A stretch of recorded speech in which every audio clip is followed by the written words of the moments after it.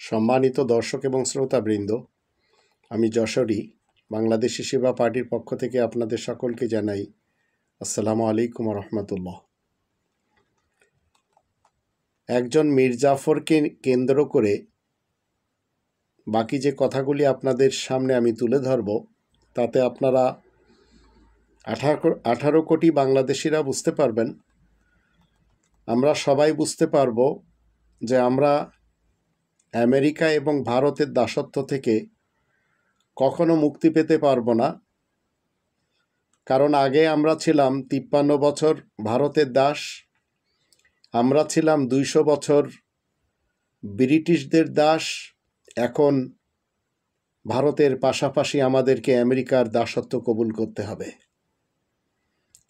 আমাদের মধ্যে যারা আমরা মুমিন মুসলিম রয়েছি এরা বাদে, তবে মুসলমান শিয়া সুন্নি সালাফি আহমাদি কাদিয়ানি সহ যারা আমাদের দেশে দেওবন্দি বেরেলবি মার্কা মুসলমান রয়েছে, বিএনপি মার্কা মুসলমান রয়েছে, বিএল বাল মার্কা মুসলমান রয়েছে, আবার যারা হিফাজত মার্কা এবং তরিকত মার্কা, এমনকি চরমোনাই আটরশি শর্ষিনা মার্কা যত মুসলমান রয়েছে, মাইজ ভান্ডার দেওয়ানবাগ এবং কুতুববাগ মার্কা যত মুসলমান রয়েছে, যত তবলিগি জামাতে সাদ গ্রুপ, জুবায়ের গ্রুপ এবং ইলিয়াস আত্তার গ্রুপের মুসলমান রয়েছে, এরা সবাই আমি যে আয়াতগুলি বলবো এই আয়াতগুলির শত্রু, এবং এই আয়াতগুলি নিয়ে এরা তামাশা করে, যার জন্য আমাদের উপরে একজন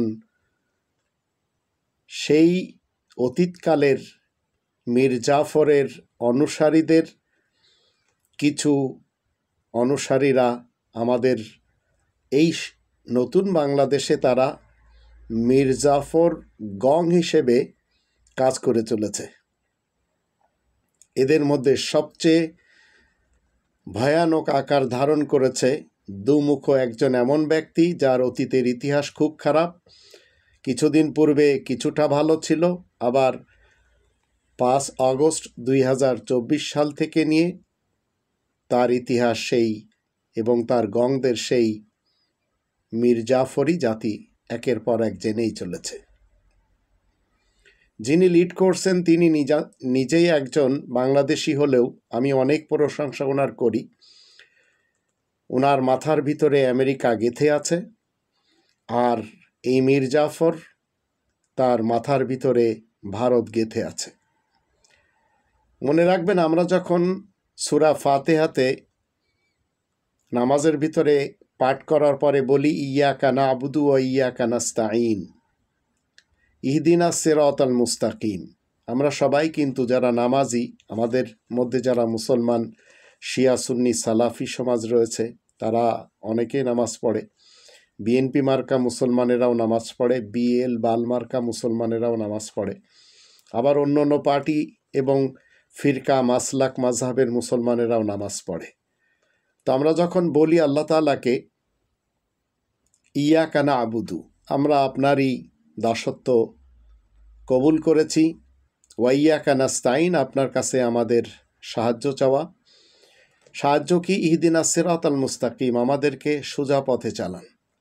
সিরাতে মুস্তাকিমের অর্থ হলো সুপ্রতিষ্ঠিত পথে চালান, এমন পথ যেটি সুপ্রতিষ্ঠিত। তো এই আয়াত যখন আমরা সূরা ফাতিহা থেকে বলি, এর উত্তরও আল্লাহ তাআলা দিয়ে রেখেছেন কোরআনের ভিতরে, আর সেটি হলো 6 নম্বর সূরা আল আনআমের 153 নম্বর আয়াত, যেখানে বলা হচ্ছে ওয়া আন্না হাযা সিরাতি মুস্তাকিমান ফাত্তাবিউহু ওয়া লা তাত্তাবিউস সুবুলা ফাতাফাররাকা বিকুম আন সাবিলি যালিকুম ওয়াসাকুম বিহি লাআল্লাকুম তাত্তাকুন। ওয়া আন্না হাযা, আর এই কোরআনই তো হচ্ছে আমার পথ যা সুপ্রতিষ্ঠিত। সুতরাং তোমরা সেই কোরআনের পথেরই অনুসরণ করো, তোমরা নানান পথে যাবে না মোটেই, নইলে তোমরা আল্লাহ তাআলার এই একটি পথ থেকেই তো বিচ্ছিন্ন হয়ে পড়বে। আর তোমাদেরকে এ ব্যাপারে ওসিয়াত করা হচ্ছে যেন তোমরা মুত্তাকি হতে পারো। তা আমি যাদের কথা আপনাদেরকে বললাম, এবং যারা আমাদের দেশে গণতন্ত্র বিশ্বাসী, রাজতন্ত্র বিশ্বাসী, সমাজতন্ত্র বিশ্বাসী, এমনকি মোল্লাতন্ত্রে বিশ্বাসী, এরা এই আয়াতগুলি মানে না। না মানার কারণে এরা যে তন্ত্রমন্ত্র ইজমকে আমাদের দেশে চালিয়ে নিয়ে যেতে চায়, তাদের ব্যাপারে আল্লাহ রাব্বুল আলামিন 3 নম্বর সূরা আল ইমরানের 85 নম্বর আয়াতে বলে দিয়েছেন, ওয়ামাই ইয়াবতাগি গায়রাল ইসলামি দীনান ফালা ইউকবালা মিনহু ওয়া হুয়া ফিল আখিরাতি মিনাল খাসিরিন। যে কেউ জীবন ব্যবস্থা হিসেবে শান্তির ইসলাম ছাড়া আর কিছু মেনে চলবে, তার থেকে সে কাজ কবুল হবে না, আখেরাতে সে ক্ষতিগ্রস্তদের দলে সামিল হবে। আর আখেরাত মানেই হচ্ছে, মনে রাখবেন, প্রত্যেকটি কমিন সেকেন্ড হচ্ছে আখেরাত। এখন এই আখেরাত, প্রত্যেকটি সামনের যে সময়গুলি আমাদের আসছে, সেইগুলি আমাদের জন্য ক্ষতিকর সময়। আর এইভাবেই 2024 সালের 5 অগস্ট পর্যন্ত সবাই কিন্তু দেখেছে। এখন মনে করেছিল হয়তো ডক্টর মোহাম্মদ ইউনূসের দ্বারা কিছুটা হলেও ইমপ্রুভ হবে, ইনক্রিজ হবে। আমি নিজেও সেটি ধারণা করেছিলাম, কিন্তু ওনার ব্যাপারে আমি যা প্রশংসা করেছি সেগুলি এখন সবই ভিজতে যাচ্ছে। 2 নম্বর সূরা আল বাকারার 130 নম্বর আয়াতে আল্লাহ রাব্বুল আলামিন বলছেন, ওমা ইয়ারগাবু আম মিল্লাতি ইব্রাহিমা ইল্লা মান সাফিয়া নাফসা ওয়া লাকাদ ইসতাফাইনাহু ফিদ দুনিয়া ওয়া ইন্নাহু ফিল আখিরাতি লামিনাস সালিহিন। এমন কে আছে যে নাকি ইব্রাহিমের মিল্লাত তথা অভ্যাস থেকে মুখ ফিরিয়ে নিবে? তবে যে নিজেকে নির্বোধ সাব্যস্ত করেছে তার কথা আলাদা। নিশ্চয় আমি তাকে দুনিয়ার বুকে নেতারূপে মনোনীত করেছি, আর আখেরাতেও সে সংশোধনকারী সালেহিনদের মধ্যে সামিল থাকবে। তা আমি ব্যক্তিগতভাবে যশোরী ইব্রাহিম রাসূলকে ইমাম মেনে চলি এবং 24 জন নবী রাসূলদেরকেই আমি ইমাম মানি। কারণ ইনাদের গভর্নিং যে পাওয়ার রয়েছে সেটি নিয়ে যখন আমরা কোরআন থেকে দেখি, 16 নম্বর সূরা আন-নাহলের 90 নম্বর আয়াতে বলা হচ্ছে, ইন্নাল্লাহা ইয়া'মুরু বিল আদল ওয়াল ইহসান। নিশ্চয় আল্লাহ তাআলা হুকুম করছেন ন্যায় বিচার কায়েম করতে এবং কল্যাণময় জীবন ব্যবস্থা কায়েম করতে। তাহলে বোঝা গেল, কল্যাণময় জীবন ব্যবস্থা কায়েম করার জন্য আপনাকে আমাকে কি করতে হবে? ইব্রাহিমের মিল্লাতের অনুসরণ করতে হবে। এখন আমরা যখন 27 নম্বর সূরা নামলের 23 থেকে 26 আয়াতগুলি দেখি, সেখান থেকে আমরা জানতে পারি, যখন একটি দেশে নারী নেত্রী হয় তখন সেই দেশটা আল্লাহ তাআলার যে সিরাতে মুস্তাকিম, সেই সিরাতে মুস্তাকিম থেকে তারা পথভ্রষ্ট হয়ে থাকে। আর যারা বিএনপি মার্কা মুসলমান এবং যারা বিএল বাল মার্কা মুসলমান, তারা মূলত হাসিনা এবং খালেদার পিছনে যেয়ে ইয়াসজুদুনা লিশ-শামসি মিন দুনিল্লাহ, তারা আল্লাহকে ছেড়েই দিয়েছে। এখন ছেড়ে দেওয়ার কারণ কি?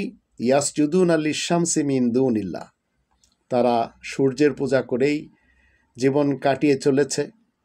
আর এই নারী নেতৃত্ব এমন একটি ভয়ানক জিনিস, যেটা আমেরিকা নিজেদের জন্য পছন্দ না করলেও বিশ্বের বিভিন্ন দেশে তারা খাওয়ায়। যেমন শ্রীলঙ্কা ধরেন, এমনকি ব্রিটেনে মার্গারেট থেচারকেও আমরা দেখতে পাই, পাকিস্তানে বেনজির ভুট্টো, ভারতে ইন্দিরা গান্ধী, ফিলিপাইনেও আমরা দেখেছি। তো এই দেশগুলি কখনো আগে বাড়তে পারেনি। ব্রিটেন আগের মতো আর নেই, একের পর এক আমরা দেখতে পাই সেখানে গণ্ডগোল লেগেই আছে। তো এর কারণ কি? এর কারণ যখন আমরা 29 নম্বর সূরা আল আনকাবুতের 51 নম্বর আয়াতে দেখি, সেখানে আল্লাহ বলছেন একটি কনস্টিটিউশন নিয়ে, আওয়ালাম ইয়াকফিহিম, 900 কোটি মানুষের জন্য কি যথেষ্ট নয়? আন্না আনজালনা আলাইকাল কিতাব, আমি তোমার দিকে একটি লিখিত কনস্টিটিউশন নাজিল করেছি। ইন্নাফি যালিকা ইউতলা আলাইহিম, যা তাদের উপরে পড়ে শোনানো হয়। ইন্নাফি যালিকা লা রাহমাতাও ওয়া যিকরা লিকাওমিন ইউমিনুন, নিশ্চয়ের ভিতরে রহমত এবং উপদেশ রয়েছে যারা মুমিন কওম তাদের জন্য। মুমিন কাদেরকে বলা হয়? যারা নিজেরা নিরাপদে থেকে অন্যদেরকে নিরাপত্তা দেয়।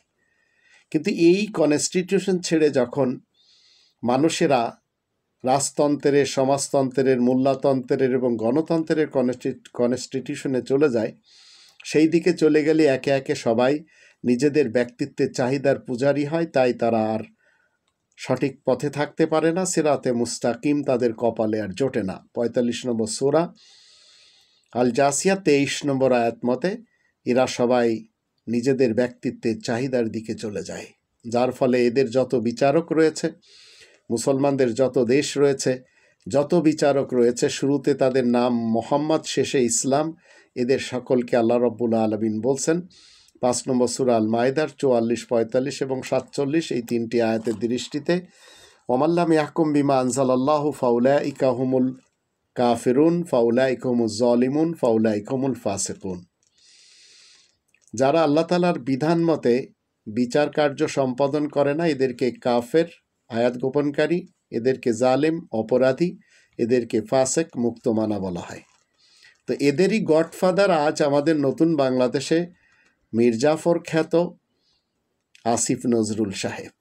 শতাব্দীর শ্রেষ্ঠ একজন মির্জাফরকে আমরা পেয়ে সত্যি কোরআনের আয়াতগুলি আমরা পুঙ্খানুপুঙ্খরূপে সত্য পাচ্ছি।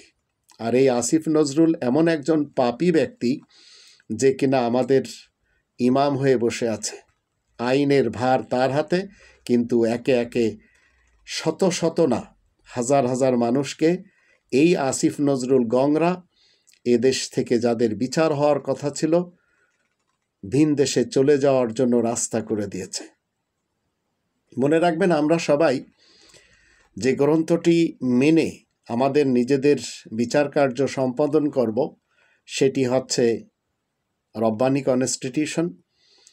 আর 24 জন নবী রাসূলদের ইতিহাস যখন আমরা দেখি, বিশেষ করে 19 জন নবী প্লাস রসুল, এদের সকলের ব্যাপারে 6 নম্বর সূরা আল আনআমের 89 আয়াতে আল্লাহ বলেন, উলাইকাল্লাযীনা আতাইনাহুমুল কিতাবা ওয়াল হুকমা ওয়ান নুবুওয়াহ ফাইয়াকফুর বিহা হাউলাই ফাকাদ ওয়াক্কালনা বিহা কওমান লাইসু বিহা বিকাফিরিন। উলাইকা, এরাই তো সেই দল। এই দল কারা? ইব্রাহিম, ইসহাক, ইয়াকুব, নূহ, দাউদ, সুলাইমান, আইয়ুব, ইউসুফ, মুসা, হারুন, জাকারিয়া, ইয়াহইয়া, ঈসা, ইলিয়াস, ইসমাইল, আলিয়াসা, ইউনুস, লূত, ইদ্রিস। এরা সবাই নবী প্লাস রসুল। এছাড়াও আরও 5 জন রাসূল রয়েছেন, মুহাম্মাদুর রসুলুল্লাহ, আহমদ রসুল, শোয়াইব রসুল, সালেহ রসুল, হুদ রসুল।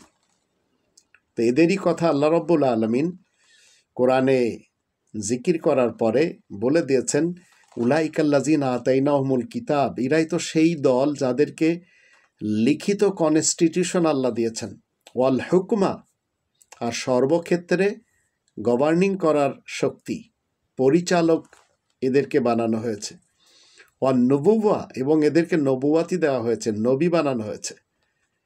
তারপরে আল্লাহ বলছেন, ওরা যদি সেসব অমান্য করে তাহলে ওদের উপরে এমন ধরনের লোকজন মোতায়েন করে দেব যারা কোনোদিন অমান্যকারী হবে না। তো এই 19 জন নবীদের প্লাস রাসূল, এদের ইক্তেদা আপনাকে আমাকে করতে হবে, যেটি 6 নম্বর সূরা আল আনআমের 90 নম্বর আয়াতে বলা হচ্ছে, ফাবি হুদাহুম ইক্তাদি। এদের হিদায়াতের ইক্তেদা আপনাকে আমাকে করতে হবে। যদি আমি না করতে পারি তাহলে মনে রাখবেন, আমি এই পৃথিবীতে ব্যর্থ। আপনি যেই হন না কেন, যতই আপনার বড় বড় আশা থাকুক না কেন, আপনি আল্লাহ তাআলার অন্তত দাস না।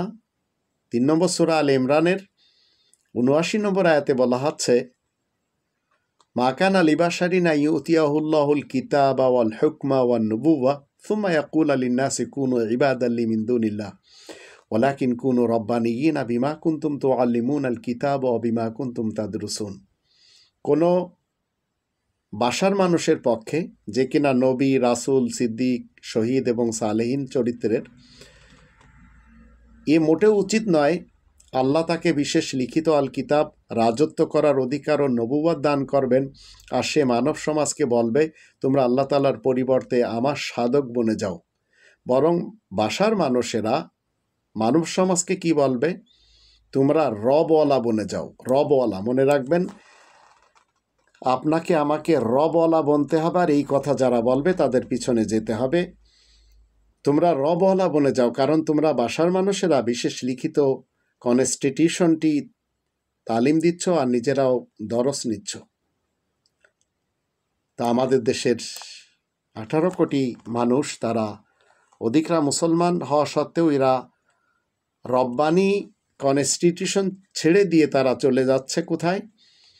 মোল্লাতন্ত্রের দিকে। আমাদের দেশের মৌলবীরাও সেই একই কথা বলে, কোরআন বিরোধী ধর্ম, যেটি কোরআনে নেই সেটি তাদের কাছে রয়েছে। আর পলিটিশিয়ানরা রব্বানি কনস্টিটিউশন ছেড়ে তারা গণতন্ত্রের দরজ দেয়। মূলত আমাদের দেশের এই দুটি ফ্যামিলি, তারা কখনো গণতন্ত্র বোঝেওনি, মানেওনি। তারা ফ্যামিলিতন্ত্রের ব্যক্তিত্বের চাহিদার পূজারী হয়ে যা ইচ্ছা তাই করেছে। আর কি করেছে তারা? পিলখানার ঘটনা, শাপলা চত্বরের ঘটনা, হলি আর্টিজেনের ঘটনা, 7 মার্ডারের ঘটনা, গ্রেনেড হামলার ঘটনা, 63টি জেলাতে বোমা বিস্ফোরণের ঘটনা, এগুলি সব ঘটিয়েছে। এগুলির কোনো একটির বিচার অন্তত এই মুহূর্তে এই মীর জাফর গং যারা রয়েছে এরা কেউ করবে না। 2 নম্বর সূরা আল বাকারার 83 থেকে 86 আয়াতগুলি যখন আমরা পড়ে নিই, তখন আমরা দেখি সামান্য কজন ব্যতীত বাকি সবাই এই আমেরিকার এবং ভারতের পাচাটা হয়ে জীবন কাটানোকে পছন্দ করে। তাই এরা মানুষ মেরে কখনো ভারতে পলায়, কখনো আমেরিকাতে পলায়। আমরা যখন 45 নম্বর সূরা আল জাসিয়া 16 নম্বর আয়াত দেখি, সেখানে আল্লাহ রাব্বুল আলামিন বলেন, ওয়ালাকাদ আতাইনা বানি ইসরাঈল আল কিতাবা ওয়াল হুকমা ওয়ান নবুওয়া ওয়া রাযাকনাহুম মিনাত তাইয়্যিবাত ওয়া ফাদ্দালনাহুম আলাল আলামিন। আমি তো বানি ইসরায়েলকে লিখিত আল কিতাব, শাসন ব্যবস্থা এবং নবুয়াত দান করেছি, আর তাদেরকে নানা রকম পবিত্র খাবার দান করেছি, আর তাদেরকে আমি সারা জাহানের মধ্যে বিশেষ মর্যাদা করেছি।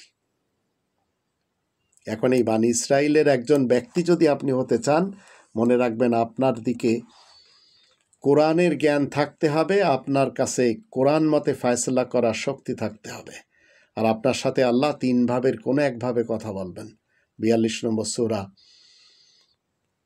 আর সূরা এর 51-52 আয়াত থেকে আমরা জেনে নিতে পারি, ওমা কানা লিবাশারিন আই ইউকাল্লিমাহুল্লাহু ইল্লা ওয়াহয়ান আও মিন ওয়ারাই হিজাব আও ইউরসিলা রাসূলান ফায়ুহইয়া বিইذনিহি মা ইয়াশা ইন্নাহু আলিয়্যুন হাকীম। তো আপনাকে আমাকে পর্দার আড়াল থেকে আল্লাহ তাআলার পক্ষ থেকে ইন্সপিরেশন আসতে হবে, সরাসরি আসতে হবে, রসুল পাঠিয়ে আসতে হবে। মনে রাখবেন আপনার আমার জীবনে আল্লাহ তাআলার বার্তাবাহক যেই আসুক মাতৃভাষায় আসবে। 14 নম্বর সূরা ইব্রাহিমের 4 নম্বর আয়াত তার প্রমাণ।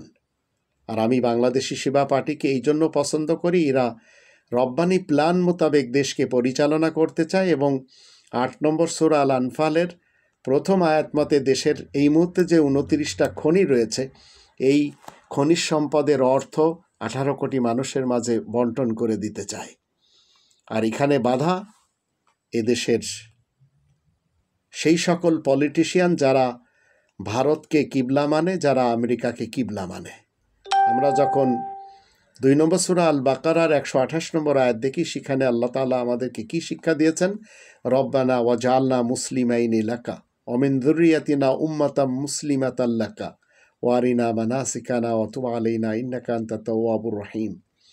হে আমাদের রব, আপনি আমাদের দুজনকে আপনার মুসলিম রূপে গণ্য করুন। এটি ইব্রাহিম রাসূল ইসমাইল রাসূলকে নিয়ে বলেছেন, এবং আমাদের বংশধরগণের মধ্যে আপনার অনুগত মুসলিম হিসাবে একদলকে তৈরি করুন, আর আমাদেরকে আপনি মানাসিক তথা হজ ইবাদতের নিয়ম নীতিগুলোকে দেখিয়ে দিন, এবং আমাদের দিকে দৃষ্টি দিন, আপনি তো তওবা কবুলকারী মেহেরবান। তো এটি হচ্ছে আল্লাহ রাব্বুল আলামিনের পক্ষ থেকে যে মানুষের জন্য 900 কোটি মানুষের যিনি সর্বসময়ের জন্য জামানার ইমাম, তিনি হলেন 2 নম্বর সূরা আল বাকারার 124 নম্বর আয়াত মতে ইব্রাহিম রাসূল, ইন্নী জাইলুকা লিন্নাসি ইমামা। যিনি তাকে সর্বসময়ের জন্য ইমাম নির্বাচন করেছেন। 3 নম্বর সূরা আল ইমরানের 95 নম্বর আয়াতে তিনি বলে দিয়েছেন, কুল সাদাকাল্লাহ, আল্লাহ বলছেন যে তুমি বলে দাও আল্লাহ সত্য বলছেন, ফাত্তাবিউ মিল্লাতা ইব্রাহিম হানিফা ওয়া মা কানা মিনাল মুশরিকিন। তোমরা 900 কোটি মানুষ আজ বসবাস করছো, তোমরা সবাই মিল্লাতে ইব্রাহিমের আচার অনুষ্ঠানের অনুসরণ করো, আর তোমরা অংশীবাদী মুশরিকদের দলে সামিল হবে না, কারণ ইব্রাহিম মুশরিকিনদের অন্তর্ভুক্ত না। তো আপনি যদি রব্বানি কনস্টিটিউশন বাদ দিয়ে গণতন্ত্রের, রাজতন্ত্রের, সমাজতন্ত্রের কিংবা মোল্লাতন্ত্রের কনস্টিটিউশন মানেন, তাহলে আপনি আল্লাহ তাআলার দাসত্ব করতে পারবেন না। 2 নম্বর সূরা আল বাকারার 21 নম্বর আয়াতে বলা হচ্ছে, ইয়া আইয়ুহান নাস উবুদু রাব্বাকুমুল্লাযী খালাকাকুম ওয়াল্লাযীনা মিন ক্বাবলিকুম লাআল্লাকুম তাত্তাকুন। হে মানব সমাজ, তোমরা নিজেদের রবের দাসত্ব করো, যে রব তোমাদের সকলকে, আজকের 900 কোটি মানুষকে এবং তোমাদের থেকে পূর্বের সকলকে সৃষ্টি করেছেন। আশা করা যায় তোমরা মুত্তাকি তথা সুরক্ষিত এবং পবিত্র জীবন ধারণকারীদের অন্তর্ভুক্ত হয়ে যাবে।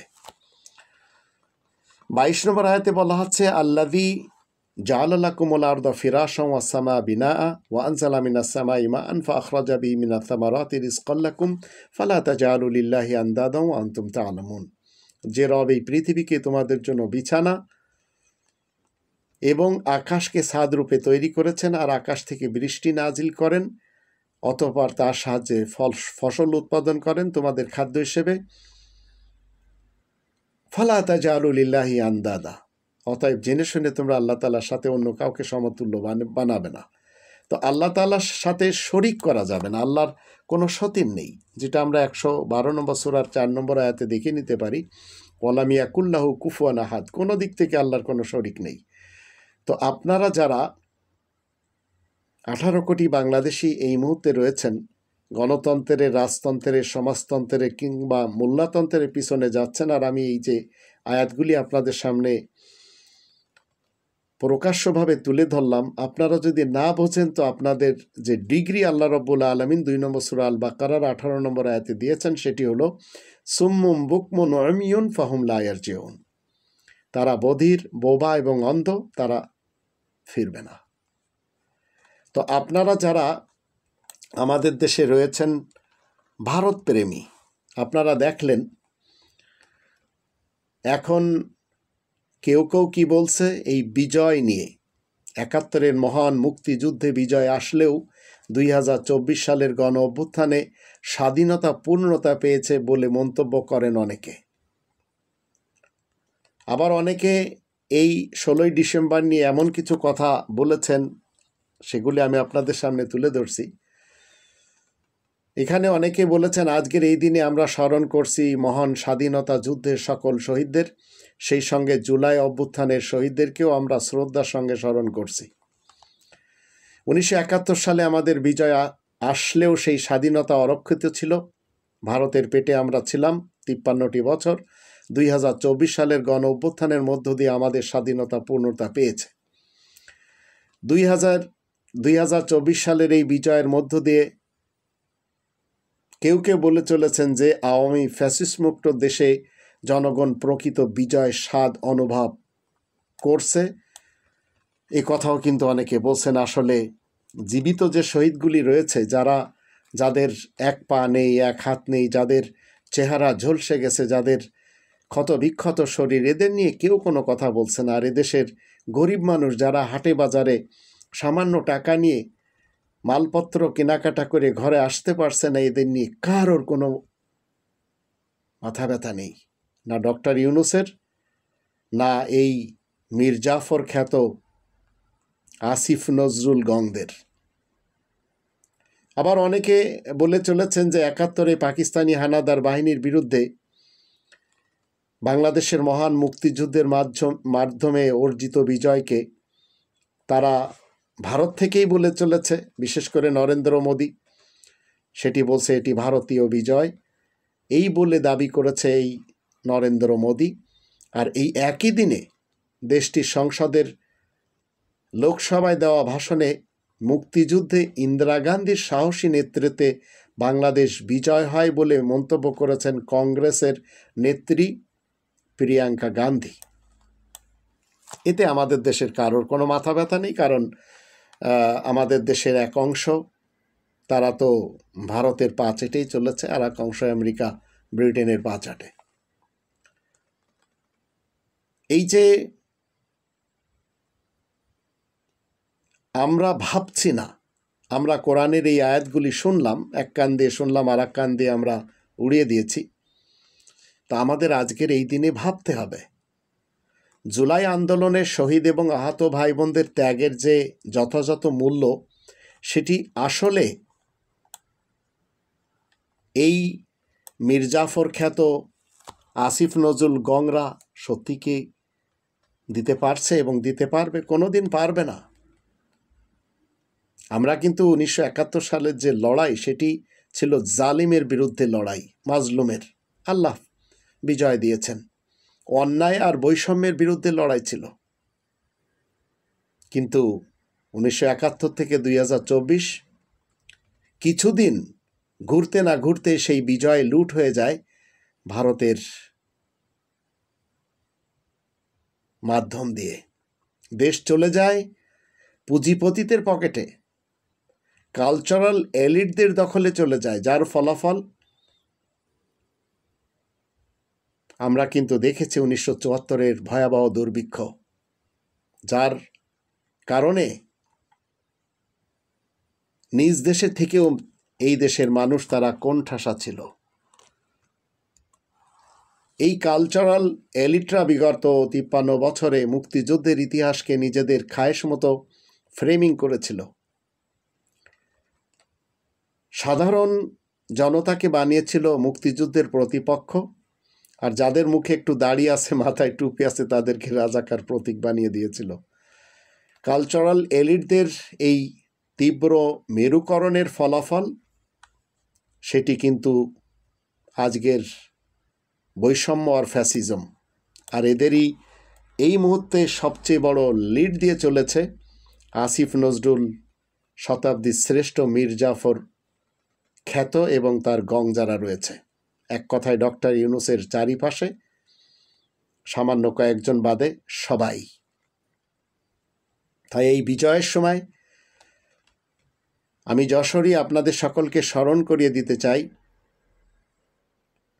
জুলাই বিপ্লবের ছাত্র জনতার প্রতীক কী ছিল? ভারত বিরোধী। আর এর জন্য কিন্তু কাজ করেছে ভিন দেশে বসে অনেকেই। তার ভিতরে উল্লেখযোগ্য হলো কনক সরোয়ার বলেন, সাংবাদিক ইলিয়াস বলেন, এবং পিনাকি দাদা বলেন। আল্লাহ তাআলার সাহায্য এসে গেছে। আর এই সাহায্য কিভাবে এসেছে? মানুষ চুম্বকের মতো রাজপথে চলে এসেছে। এদেরকে চুম্বক যেভাবে টেনে আনে, সেইভাবে রাজপথে টেনে এনেছিল। যদিও 1971 কিন্তু তার ব্যতিক্রম কিছু ছিল না। বিজয়ের এই দিনটি আজ উদযাপন হলো, কিন্তু ভবিষ্যৎ কর্মপদ্ধতি নির্ধারণ করার ক্ষমতা এই পরিচালকদের থাকা সত্ত্বেও তারা একটু নির্ধারণ করছে না। এই বাংলাদেশটি যদি ধর্মের যারা আগুনখোর বক্তা হুজুর রয়েছে, আমি 118 জন প্লাস এদের সংখ্যা বিভিন্ন ভিডিওতে বলে চলেছি, এরা সবাই মূলত ধর্মজীবী আগুনখোর বক্তা হুজুর, পীর, মোল্লা। এদের দিয়ে অন্তত এদেশে কোনো কিছু হবে না। আবার যারা বিএনপি মার্কা এবং বিএল বাল মার্কা যারা নেতা নেত্রী এবং কর্মী, এরা বিভিন্ন জঙ্গি নাটক সাজিয়েছিল, এরকম একটি বাংলাদেশ আমরা কখনো চাই না। আমরা যে বাংলাদেশটি পেতে চাই এবং যে বাংলাদেশটি আমরা দেখতে চাই, যেখানে নিশ্চিত হবে সকল বিশ্বাসের স্বাধীনতা, বাক স্বাধীনতা, গণমাধ্যমের স্বাধীনতা এবং 18 কোটি মানুষের অধিকারের বাংলাদেশ, এটি মূলত আমরা দেখতে চাই। কিন্তু আমাদের এখানে রয়ে গেছে এই আসিফ নজরুল গং যারা, এরা আমাদের উপরে ভয়ানক জুলুম করে চলেছে। এদের অপশক্তির কূটচাল থেকে এই ভূখণ্ডকে যদি মুক্ত না করা যায়, তাহলে একটি সুখী সমৃদ্ধশীল জাতি হিসেবে বিশ্ব দরবারে মাথা উঁচু করে দাঁড়াবার সক্ষমতা অন্তত থাকবে না। এর জন্য আমরা 4 নম্বর সূরা আন-নিসায়ের 75 নম্বর আয়াতের শেষের অংশ আল্লাহ তাআলার কাছে রেখে দিতে পারি যে, আল্লাহ, এখানকার বাসিন্দাদের একটি অংশ তারা জালিম, তো 3 নম্বর সূরা আল ইমরানের 142 নম্বর আয়াত যখন আমরা দেখি, তখন আল্লাহ বলেন, তোমরা কি মনে করো যে তোমরা জান্নাতে এমনিতেই প্রবেশ করবে, অথচ আল্লাহ তোমাদের মধ্যে কে সংগ্রাম করেছে আর কে ধৈর্যশীল তা এখনো প্রকাশ হয়নি। আর 3 নম্বর সূরা আল ইমরানের 139 আয়াতে আল্লাহ বলেন, ওয়ালা তাহিনু ওয়ালা তাহজানু ওয়া আনতুমুল আলাউন ইন কুনতুম মুমিনিন। তো আপনাকে আমাকে মুমিন হতে হবে। মুমিন মানে যে নিরাপদে থাকে এবং অন্যদেরকে নিরাপত্তা দেয়। আল্লাহ বলছেন, এমন যদি আমরা হতে পারি, আমরা জয়লাভ করতে পারবো। নইলে এই আসিফ গং, এই মীর জাফর খ্যাত, এরা ডক্টর মোহাম্মদ ইউনূসের চারিপাশে যেভাবে গেড়ে গেছে, ভারতের প্রেসক্রিপশনে আমরা দেখতেই পাচ্ছি ডক্টর ইউনূসের ক্ষমতা নেই কোনো কিছু করার। যদি উনি বুঝতে না পারেন, তাহলে অচিরেই ওনাকে আমসালা নিয়ে ভাগতে হবে, আর 84 বছরের অর্জন সবই তার মাটির সাথে মিশে যাবে।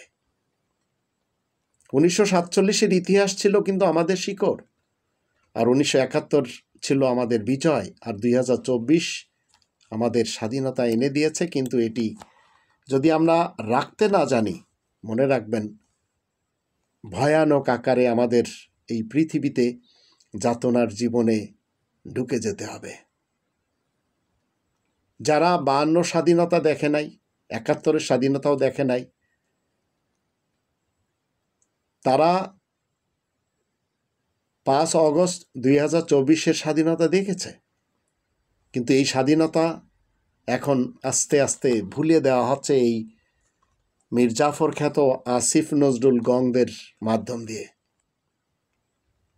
এই আসিফ নজরুল গং এরা উড়ে এসে জুড়ে বসে গেছে।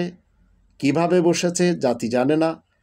যাদেরকে ডক্টর মোহাম্মদ ইউনূস একের পর এক বসাচ্ছেন, তাদের অনেকের নামও জাতি জানে না।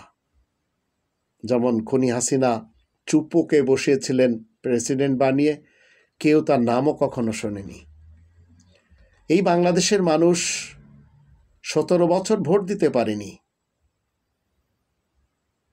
এখন যাদের হাতে বাংলাদেশ, তারা যদি জনগণের কথা না বলে, ভারতের গান গেয়ে যায়, আমেরিকার কথা শুনে তারা যদি এই দেশ পরিচালনা করে, তাহলে এই দেশ উন্নয়নমুখী তো কখনো হবে না, সংস্কারমুখীও হবে না। তো ডক্টর মোহাম্মদ ইউনূস সাহেব অর্থনীতি তিনি অনেক ভালো বোঝেন, কিন্তু ওনাকে জানতে হবে রব্বানি সিস্টেমে রাজনীতি কোনোদিন এক না।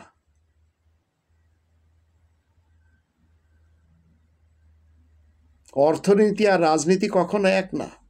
অর্থনীতিতে 2 আর 2 মিলে 4 হয়, আর রাজনীতিতে যারা দুর্নীতিবাজ পলিটিশিয়ান তারা বলে রাজনীতিতে 2 আর 2 মিলে 22 হয়। ডক্টর মোহাম্মদ ইউনূস তা জানে না। যারা পরিচালনা করে চলেছেন দেশকে, তারা কখনো বাজারে যে একটু দেখতেও রাজি না। আজকের যিনি বাণিজ্য উপদেষ্টা, অনেকে তার নামও বলতে পারে না।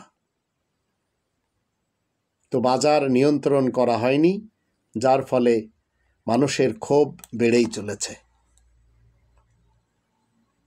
স্বাধীনতা অর্জন তো বারবার হচ্ছে, কিন্তু স্বাধীনতার অর্জনের পর স্বাধীনতা অর্জিত হলেও দেশের মানুষ স্বস্তিতে থাকে, মুক্তিতে থাকে। তো স্বস্তিতেও নেই, মুক্তির স্বাদও পাচ্ছে না। ভালো মানুষ এবং সৎ মানুষ দ্বারা দেশ পরিচালনা হচ্ছে না। দেশ পরিচালনা যাদের হাতে দেওয়া হয়েছে, তাদের অধিকদের চরিত্র এতটাই ভয়ানক যে এই মীর জাফর খ্যাত আসিফ নজরুলের একেবারে মুখোশ খুলে দিয়েছে সাংবাদিক ইলিয়াস। তরুণ প্রজন্ম যারা শিক্ষিত, বিশেষ করে সুশিক্ষায় শিক্ষিত, এই মানুষদের রাজনীতিতে এগিয়ে আসতে হবে। এই যে নতুন আঙ্গিকে আল্লাহ আমাদেরকে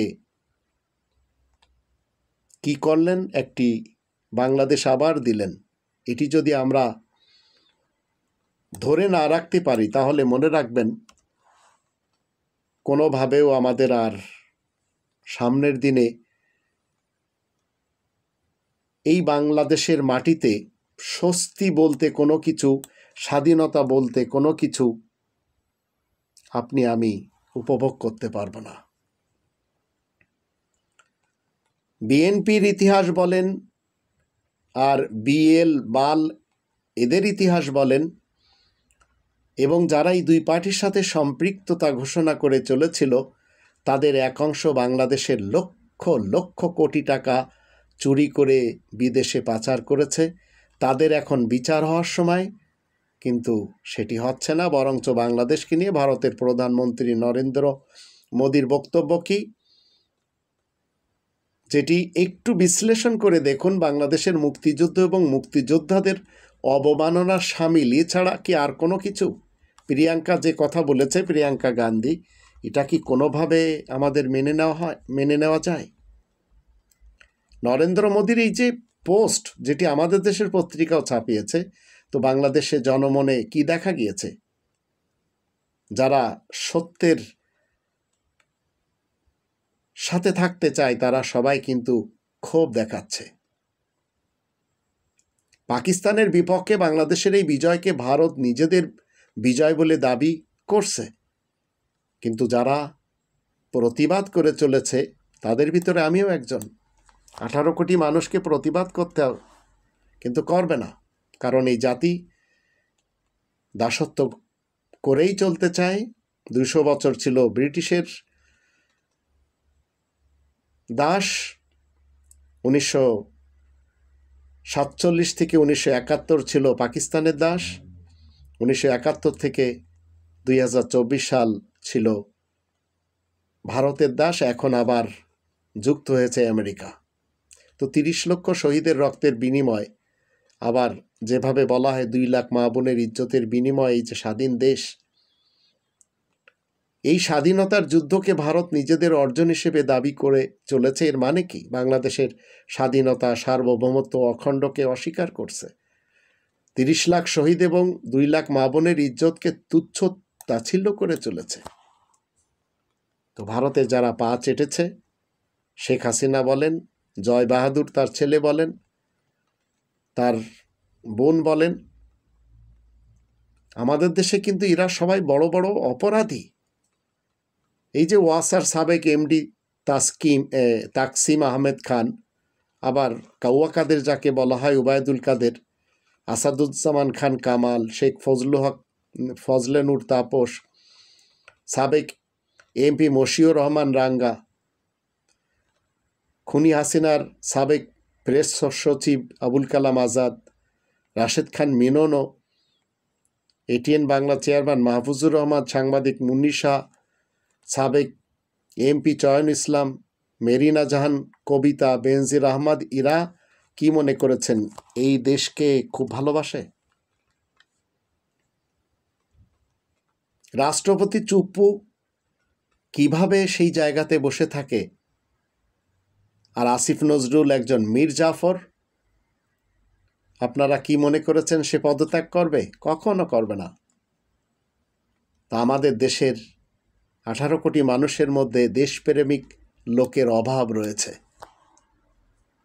ইলিয়াস গোয়েন্দা রিপোর্ট প্রকাশ করেছে, এটা তার নিজস্ব মতামত না, যদিও আমার কাছে তার রিপোর্ট যথাযথ মনে হয়েছে। আসিফ নজরুলের ইতিহাসে যে কালো অধ্যায়টি আমরা দেখেছি, সেটি হচ্ছে 80 দশকের সাইদি, যিনি কোরআনের কথা বলেছেন, যদিও পরবর্তীতে জামাত তাকে লুফে নিয়েছে। তো সাইদির মৃত্যুর জন্য আসিফ নজরুল এই মীর জাফর কেন দায়ী হবে না? জাতি আসিফ নজরুলকে মাফ করলেও আসিফ নজরুলের বিশাল একটি আদালত রয়েছে পরকালে। এই আসিফ নজরুল নিজেও জানে যে বিগত 15টি বছর এই মায়াকান্নার নাটক দেখেছে জাতি। এখন সে নিজেই সেই একই মায়াকান্নার দিকে স্ত্রীর কথা বলতে গিয়ে কেঁদে ফেললেন। জাতি এই মীর জাফরকে যদি চিনতে ভুল করে, এই মীর জাফরের অধীনস্থ প্রথম আলো বলেন, ডেইলি স্টার বলেন, এদেরকে যদি বন্ধু হিসেবে জাতি এখনও এই পত্রিকা ক্রয় করে পড়া শুরু করে, তাহলে তাদের মধ্যে দেশপ্রেমের অভাব রয়েছে। কারণ প্রথম আলো, ডেইলি স্টার ভারত দ্বারা নিয়ন্ত্রিত। তো আইন উপদেষ্টা এই মীর জাফর খ্যাত আসিফ নজরুল, ইনার গোপন পরিকল্পনা ফাঁস করে কে দিয়েছেন? বিশিষ্ট আলোচক লেফটেন্যান্ট কর্নেল অবসরপ্রাপ্ত মুস্তাফিজুর রহমান। আর তিনি যে খুব ভালো কোনো কিছু তাও না, তারও তো যখন তিনি গোয়েন্দাতে ছিলেন কি কাজ করেছেন তার তো এখন তুলে ধরা উচিত। 18 কোটি মানুষ এই মীর জাফর খ্যাত এবং তার গং আসিফ নজরুল এবং ফারুকি মুক্ত বাংলাদেশ চায়। এই আসিফ নজরুল, এই মীর জাফর খ্যাত, তার এতটুকু শক্তি নেই শেখ পরিবারের একজনকেও গ্রেফতার করার। সবাইকে বরঞ্চ পালিয়ে যেতে সর্বাত্মক সহযোগিতা করেই চলেছে। আর ওবায়দুল কাদের 3 মাস দেশে থাকার পরেও পুলিশ তাকে গ্রেফতার করেনি। ভারতে পালিয়ে যেতে সরকারের একজন প্রভাবশালী উপদেষ্টা সহযোগিতা করেছে। আপনারা কি মনে করেন এই মীর জাফর, আসিফ নজরুল এটি এমন একজন ভয়ানক ব্যক্তি যে এমন একটি করাত যেতেও কাটে আসতেও কাটে। ডক্টর মোহাম্মদ ইউনূস সাহেবকে আমি বলতে চাই, আপনি যদি এই দেশকে সামনের দিকে এগিয়ে না নিতে পারেন, এমন বিপদ আপনার আসছে যে আপনি হুঁশও পাবেন না। ভারতের একজন এসে কিভাবে সেনানিবাসে যায়, এই মীর জাফর খ্যাত আইন উপদেষ্টা আসিফ নজরুল কেন সাংবাদিক ইলিয়াসের প্রতিবেদনে সমুচিত জবাব দিতে ব্যর্থ? তার বিরুদ্ধে যে অভিযোগ তারই প্রমাণ করতে হবে যে সে নির্দোষ। আর প্রমাণ করতে পারলে কি হবে? সে জিতে যাবে। আর প্রমাণ করতে ব্যর্থ হলে সে দোষী প্রমাণিত হবে। এটি তো 18 কোটি মানুষ চাচ্ছে। কিন্তু আসিফ নজরুল এবং তার গং, তারা কি চাচ্ছে? সেনাপ্রধানের সাথে ভারতের পররাষ্ট্র সচিবের গোপন বৈঠক কেন?